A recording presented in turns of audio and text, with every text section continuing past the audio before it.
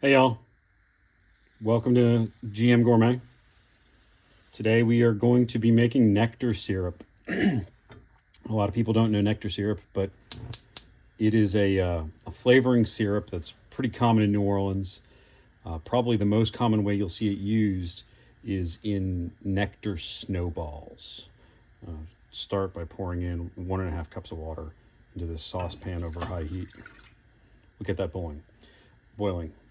So, most commonly used in nectar snowballs.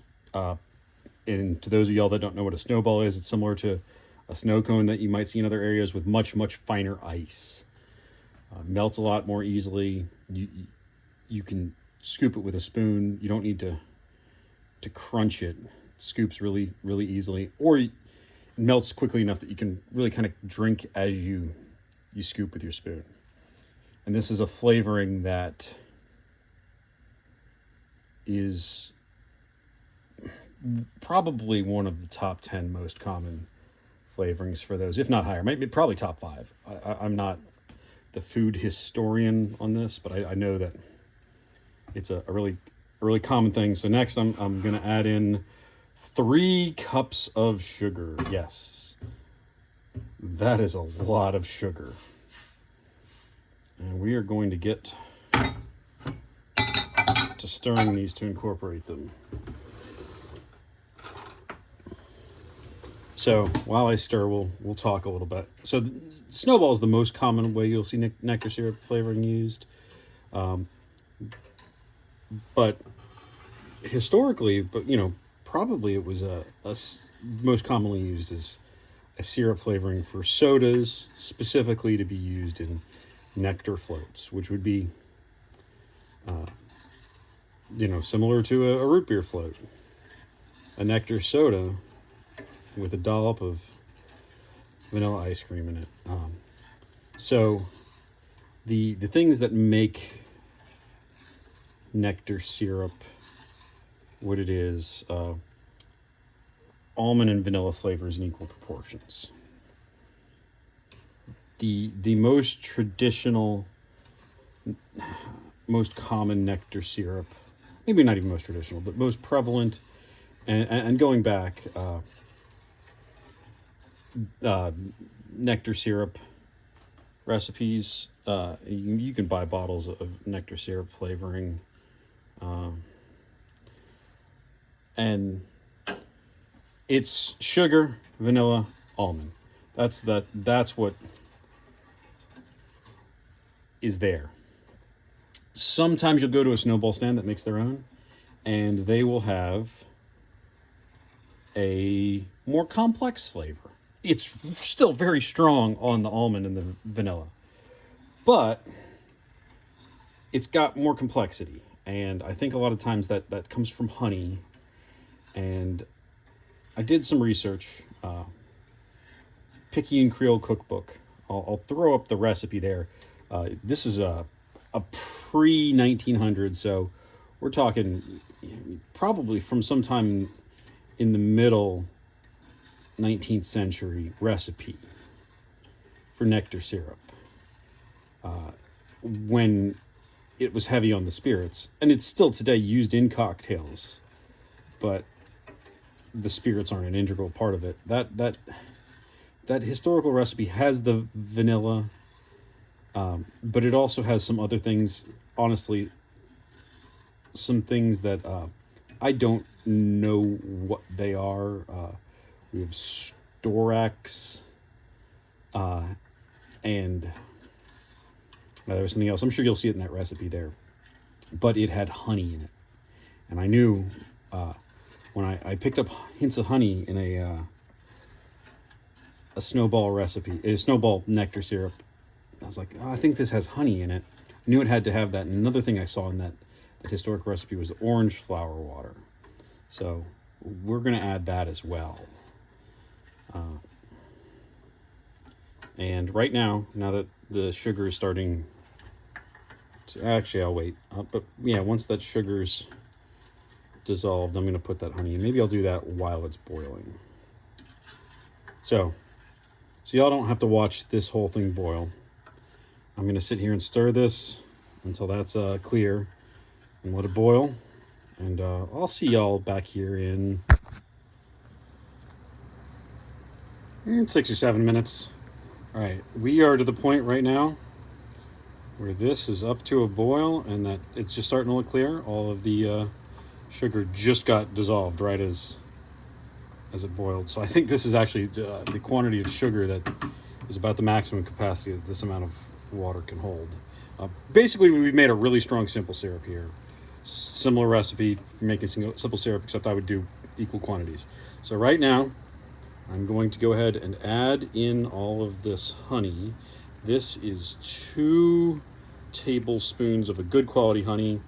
I have I believe this is Meyer lemon honey. So you don't have to use specifically Meyer lemon. If you're an orange flower water fan and you like the thought of adding that to your nectar syrup, orange honey might be good. But even just a wildflower honey I'm sure would be delicious. Just don't use the Bear. And something where we want to taste the honey, it's not just for sweetness. Don't use the Bear. Okay. I'm going to stir that. And I'm going to cut the heat.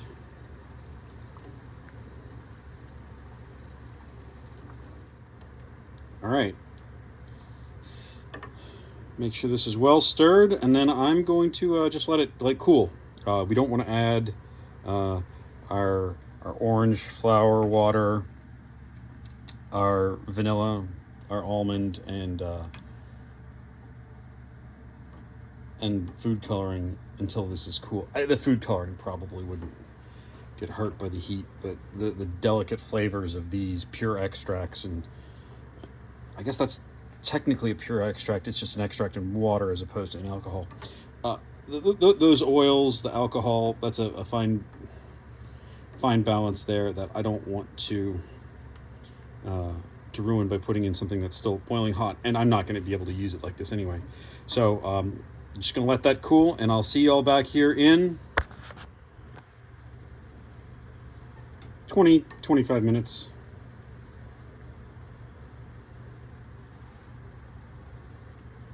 Yeah, that's cool enough to drink now. So first thing I'm going to put in is my 1 tablespoon of orange flower water.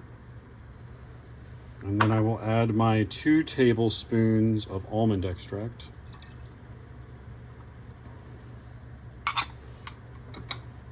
And 2 tablespoons of vanilla extract. Let's talk vanilla extract for a minute. So there are times where I will call for pure vanilla extract. There are times that I will call for Ronald Reginald's Melipone Mexican vanilla, which is not a true vanilla extract. It's an extract that has pure Mexican vanilla in it. It's concentrated, but it also has some other vanillin adding compounds. I really like it. I know it's not the purest of pure vanilla, but when I use it very intentionally. Not always having pure vanilla extract around. I picked this up for Costco. It was awful. It was horrible. It smells and tastes like grain alcohol. There's no vanilla in it at all. This right here, a friend of ours made for us as a gift, gave it to us. I try and save this for baking.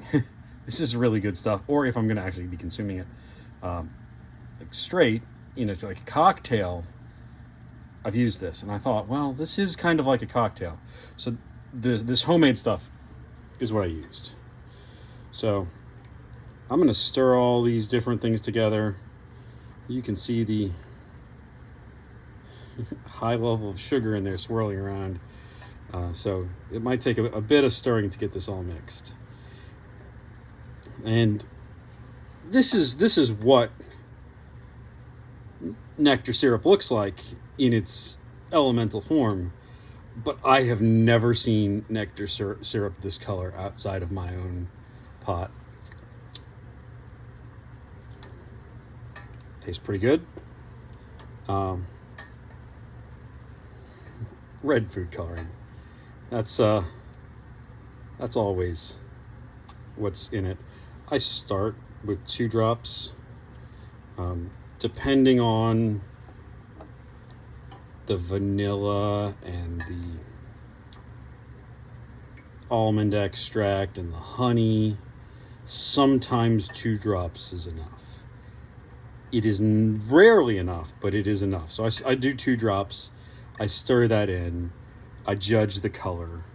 Again, you know, for reference, that's the color of the bottled stuff. So I think this is going to get a 3rd drop. And my guess is once I mix that 3rd drop in, we'll be there. But this looks more like weak Kool-Aid than a nice pinkish red syrup.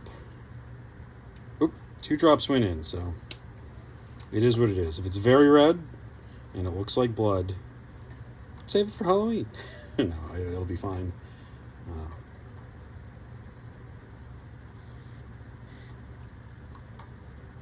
Get some on the spoon.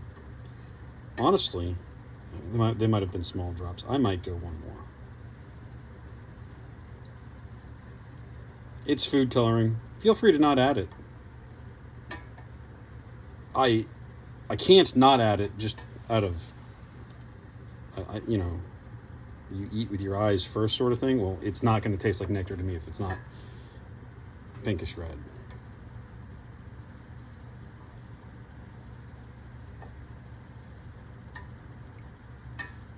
But yeah, that's the color right there. That's what I shoot for. If you don't like food coloring, don't add it, or add a lot less, or find a natural red color.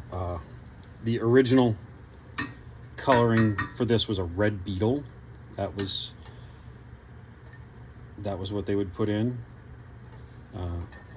So here it is. This is nectar syrup.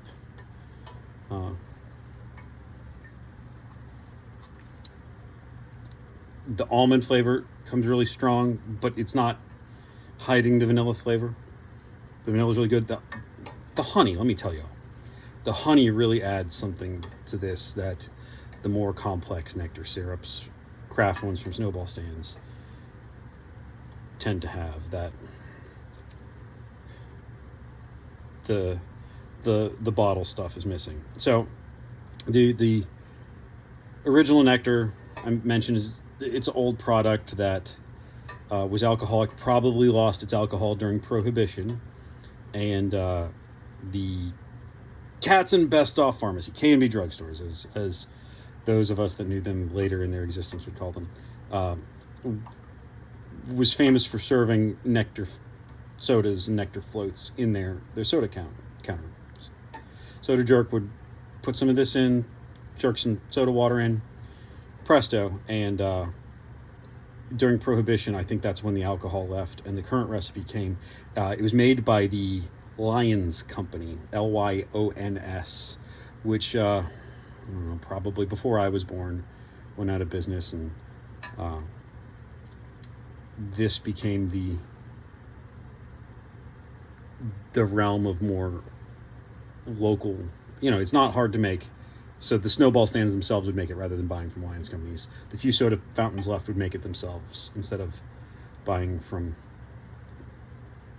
Lyons Company. And there was a couple local bottlers that would make the syrup.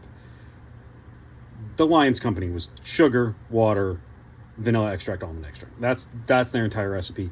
They set this recipe and lost the complexities of the old one with the orange flower water and the honey. They're subtle. They're not. If you know in your head what nectar tastes like, you're not going to lose that by adding these. But I think you'll appreciate a little extra in there. So go ahead, make some of this. You can use it soda. You can just pour it over ice cream as syrup. You can use it in cocktails. Great stuff to have around. Make it. Get in the comments and tell me what you think. Did I miss something that the more complex ones have that you think I need? Let me know. Go ahead, do the internet video thing. Hit like, hit subscribe, hit that little bell for notifications. Engage.